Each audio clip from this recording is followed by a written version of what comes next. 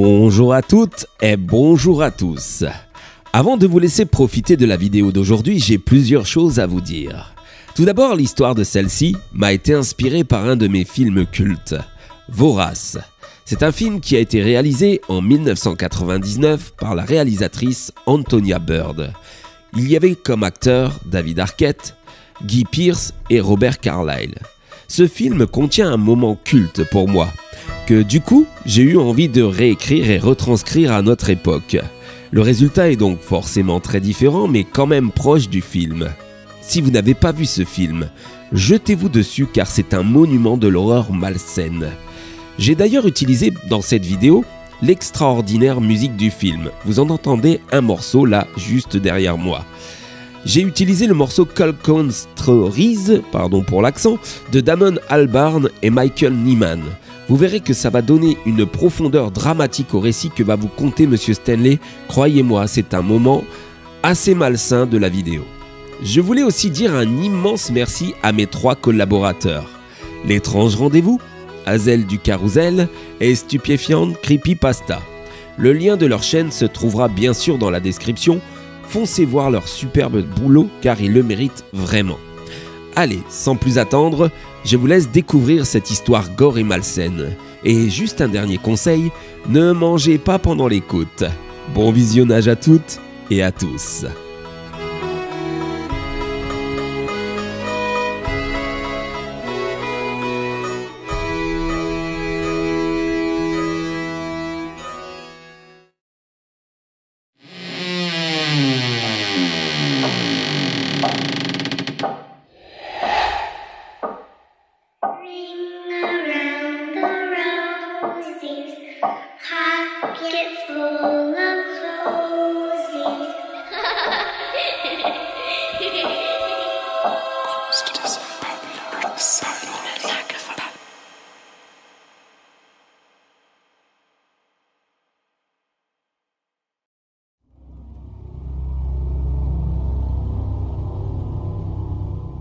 Expliquez-nous depuis le début, Monsieur Stanley. Que vous est-il arrivé exactement? Nous perdons du temps. Vous ne comprenez pas. Jeffrey va la tuer. Il n'est plus lui-même. Il faut la sauver, je vous en supplie. Il faut que vous m'y accompagniez. On peut encore sauver mon amie Nora. Calmez-vous, Monsieur Stanley. Apportez-lui un verre d'eau, s'il vous plaît. Écoutez, nous voulons bien vous suivre. Mais où voulez-vous que nous allions? Et dites-moi qui sont ce Jeffrey et cette Nora. Je ne demande qu'à comprendre. Ils sont coincés dans le gouffre de spéléologie au sud-est. Le gouffre qui est interdit. Mais qu'est-ce qui vous a pris d'y aller? Il est très dangereux. Un spéléologue y a trouvé la mort en 2016. Depuis, il est fermé et interdit au public. Oui, on sait tout ça. Nous avons fait une erreur. On a été imprudents sur ce coup-là. Je suis désolé. Vous savez où se trouve ce gouffre? On en est loin? Non, on est à 20 minutes de marche, pas plus. S'il vous plaît, monsieur l'agent, on peut sauver mon ami. Il faut arrêter de traîner, je vous en supplie. Il faut se mettre en route, s'il vous plaît. Très bien. Vous allez nous expliquer tout ça sur la route. J'ai besoin de voir clair dans cette histoire. Allons-y, messieurs. Vous nous accompagnez. Pas de souci. Je vais vous montrer l'accès pour vous y rendre plus vite. Oui, s'il vous plaît. Pressons-nous, je vous en supplie, messieurs. Ok, je prends le casque et le matériel de spéléo.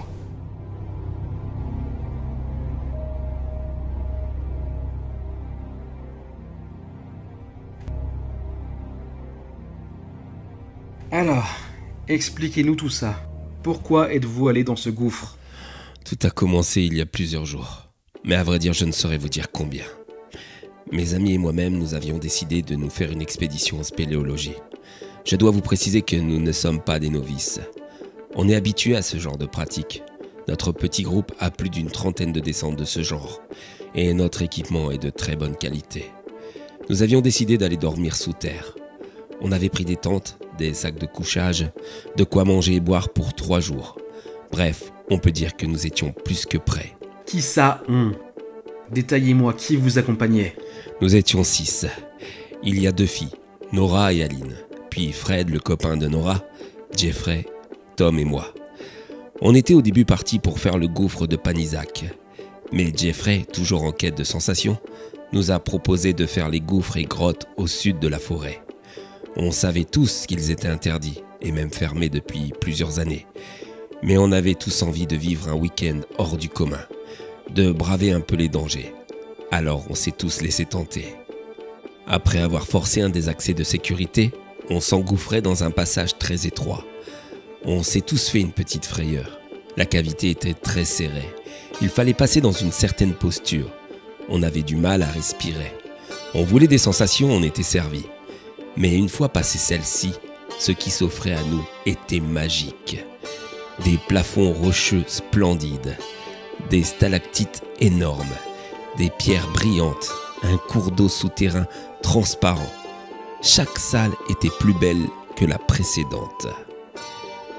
On enchaînait les différentes grottes, mais à un moment donné, l'équipe a voulu enfin se poser pour la nuit, dans une des plus belles d'ailleurs. Mais Jeffrey, curieux de tout, a voulu continuer, jusqu'à ce qu'il nous trouve un énième passage donnant sur une grotte magnifique, de ce qu'il en disait. On l'a alors suivi. On lui faisait confiance, et puis il faut bien l'avouer, il a toujours eu l'ascendant sur nous tous. Ceci dit, on n'a pas regretté du tout. Après avoir traversé cette petite cavité, on se retrouvait face à une caverne immense, et de loin la plus belle que l'on ait vue. On était tous ravis d'être là. On a installé les tentes, sorti de quoi manger et de quoi boire. On a mis de la musique. On a ri, on a dansé. Nous étions euphoriques d'avoir découvert une aussi jolie grotte. En tant qu'adepte de spéléologie, croyez-moi, se trouver dans un endroit pareil, ça n'a pas de prix. Après ça, nous sommes tous allés nous coucher. Le lendemain matin, nous étions toujours sous le charme de cet endroit. Nous avons donc passé la journée là. Certains, ou certaines comme Aline, faisaient des photos. D'autres se reposaient en scrutant de l'œil cet endroit magnifique. Pour ma part, j'écrivais les pages de mon livre, l'endroit m'ayant redonné un petit peu d'inspiration. On passa une deuxième nuit au même endroit, mais vers 4 heures du matin, on a tous été réveillés par un éboulement de pierre non loin de nous. Le reste de la nuit fut plus tendu, forcément, si bien qu'au petit matin, on pliait bagages et on voulait quitter cet endroit magnifique, mais ô combien peu rassurant. En repassant par la cavité par laquelle nous étions arrivés, on a découvert avec horreur que celle-ci était obstruée par un énorme rocher. Notre seule issue était bouchée. Dès lors, la panique a très vite gagné le groupe. On essayait tant bien que mal de se calmer et nous avons essayé de passer la journée à chercher une autre issue, mais malheureusement, en vain. Il fallait bien se rendre à l'évidence, nous étions coincés sous terre. On a refait notre campement, rationné du coup notre eau et nos vivres, et bien sûr à l'aide d'une radio on a essayé de rentrer en contact avec l'extérieur.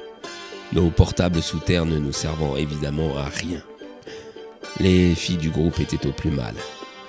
Tom et moi nous cherchions activement une sortie, et comme si ça ne suffisait pas, Tom est tombé d'un stalagmite qu'il escaladait pour voir éventuellement une sortie, s'ouvrant ainsi la jambe sur toute sa longueur.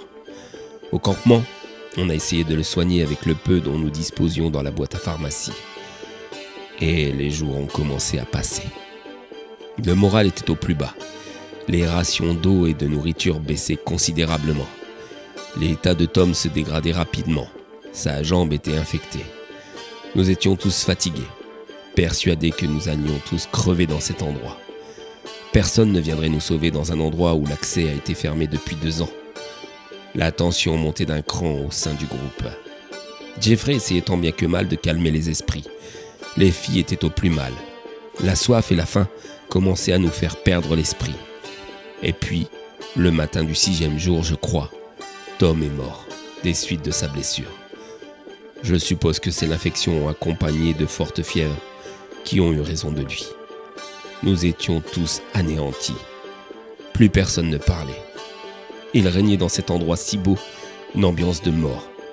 Et ce n'était que le début. La faim continuait à nous affaiblir. Aline semblait la plus touchée. Elle passait des heures à dormir épuisée. Et c'est là que Jeffrey a eu cette idée horrible, mais ô combien logique dans cette situation désespérée. Il fallait nous nourrir pour retrouver nos esprits et pouvoir ainsi trouver une solution pour sortir de là. On ne devait pas mourir ici comme il le disait. Alors, on a fait un feu. Jeffrey a amputé la jambe affectée de Tom. Puis, il a commencé à le découper. le reste. Cette idée nous dégoûtait au plus haut point, mais nous étions si affamés. Vous savez, une fois la chair humaine cuite, c'est presque bon, si on fait abstraction du fait que l'on mange l'un de ses amis. Nora, Fred, Jeffrey et moi-même en avons mangé. Aline refusait, elle, de le faire. Ce qui est étrange, c'est qu'à chaque fois qu'on mangeait un bout de Tom, on avait comme un regain d'énergie. Malheureusement, celui-ci n'était que de courte durée, et il fallait que l'on en remange encore, et encore, si bien qu'au bout de quelques jours, il ne restait plus rien de notre ami. Et la faim nous a regagnés plus rapidement encore. Je me souviens des yeux étranges qu'avait Jeffrey quand il m'a dit qu'Aline souffrait, qu'elle était affaiblie, qu'il fallait abréger ses souffrances.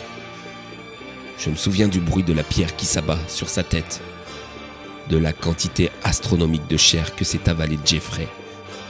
De nous tous, c'est lui qui perdait le plus la raison. Il semblait animé par une faim qu'il n'arrivait jamais à combler. Nora, Fred et moi, nous ne voulions plus manger ça. Manger Aline, c'était trop. On préférait presque mourir. Fred s'est alors accroché avec Jeffrey. Ils se sont vraiment fâchés.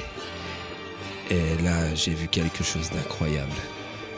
Quelque chose que je n'arrive pas à expliquer. Et pourtant, je peux vous assurer que je l'ai vu. Et que je n'oublierai jamais ça. Jeffrey a soulevé Fred d'une main. Il avait une force incroyable, surhumaine. Et ses yeux n'avaient plus rien d'humain non plus. Ils étaient si sombres. Il a soulevé Fred et l'a jeté à plusieurs mètres de nous, contre une paroi rocheuse. Sa nuque s'est brisée net. Je me souviens des mots horribles qu'a prononcé Jeffrey à cet instant-là. Eh bien, on a tout un stock de viande, c'est parfait. Voilà tout ce qu'il a réussi à nous dire. Nora était inconsolable. Elle venait de perdre son amour. Et moi, j'étais transi de peur. Nous avons profité que Jeffrey s'était endormi pour essayer de nous cacher. La grotte était très grande et on ne voulait pas subir le sort des autres. Il y avait un tout petit passage qui nous emmenait dans un renfoncement. Tom et moi, nous l'avions découvert les jours auparavant. Mais c'était obstrué par un énorme rocher. Pourtant, on sentait de l'air en provenance de celui-ci. C'était une issue. Il fallait essayer le plus discrètement possible de se sauver. Nora et moi, nous avons cherché un moyen de soulever celui-ci, ce rocher qui obstruait l'entrée. On a fini par trouver un stalagmite assez épais et coupé à sa base. Et on a essayé de faire la bascule avec une pierre. Et miracle, le rocher s'est légèrement soulevé. J'ai dit à Nora de sortir pour aller chercher des secours, mais elle m'a dit de le faire, qu'elle était trop faible. Je l'ai alors serrée fort dans mes bras et je lui ai promis que j'allais la sauver. Et après avoir couru dans la forêt, je vous ai trouvé. Voilà, vous savez tout. Quelle horreur cette histoire. C'est dingue. On a bien fait de venir avec vous, monsieur l'agent. Au moins vous êtes armé. Attendez, ce n'est pas possible. Qu'est-ce que c'est que cette histoire de force surhumaine ? Un Wendigo, c'est une légende ancienne qui prétend que lorsque l'on mange de la chair humaine, on est possédé par l'esprit du Wendigo. On doit alors toujours en manger ou notre corps s'affaiblit. Mais une fois consommée, la chair humaine nous apporte de la puissance et une grande force. Le problème est que plus on en mange, plus on a faim. Écoutez, je ne crois pas à toutes ces histoires. Mais on va sauver votre ami si c'est réellement le cas. Je peux vous assurer que tout ce que je vous ai raconté est vrai. D'ailleurs, nous y sommes. C'est par là que je suis sorti. Alors, s'il vous plaît, soyez prudents. Jeffrey est dangereux et sûrement affamé à l'heure qu'il est. Ok, je vais aller avec un de vous deux. L'autre reste avec Monsieur Stanley. On garde contact par radio. Lequel de vous deux veut bien s'y coller ? Désolé, mais moi je crois au Wendigo. Alors je préfère rester ici avec Monsieur Stanley. Nous y sommes. Il faut soulever cet énorme rocher pour rentrer. On va s'y mettre à plusieurs. C'est bon. On y est. On reste en contact. Ok, soyez prudents. Faites très attention à vous surtout. Je vous le répète, Jeffrey est dangereux. Dites-moi, Monsieur Stanley, vous êtes resté combien de temps sous terre ? Comme je vous l'ai dit précédemment, je n'en sais rien. Je n'ai pas vu les jours passer, mais ce qui est sûr, c'est qu'il y en a eu beaucoup. En tout cas, je suis resté assez longtemps, croyez-moi, pour perdre une partie de ma raison. Mais tout ce que je sais, c'est que dans ces grottes, il y a les restes. Les oroniers de 5 personnes. Vous venez de dire 5 personnes? Alors qu'il n'est censé y avoir que 3 ou 4 victimes? J'ai dit 5 personnes, moi? Ah oui, tiens, c'est étrange, pourquoi j'ai dit 5? Oh, ça doit être la fin. Vous savez, on n'a plus toute sa tête quand on a faim. Voilà, c'est bien. Reste là sagement à m'attendre. Je vais aller m'occuper des 2 autres. Puis après, je viendrai te chercher et je t'emmènerai avec moi dans ma jolie grotte.